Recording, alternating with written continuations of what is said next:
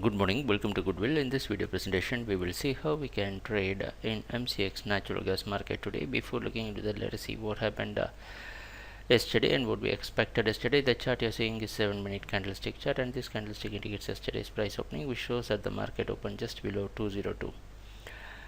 We expected natural gas to stay in selling, maintaining 203.6 or 5 or 204 as stop loss. Right after the opening, the price went near 203.4, and from there we had a very big selling, and price came near 195.3 and closed near 196.6.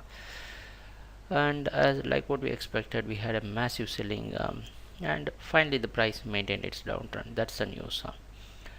Today it's expected to open somewhere near 197, so there is no change in your strategy. Still you can expect natural gas to stay in selling, and 196 may be the support. 192.6 will be the next target zone for natural gas market, but there is no change in the stop loss.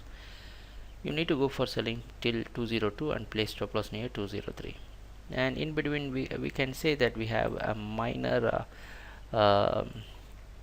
resistance here, but still it does not look like a valid stop, because there are chances that the price can trigger the stop and it can come down now. So let us see what's going to happen during the trading session, and thanks a lot for watching our videos. Happy trading, take care, bye.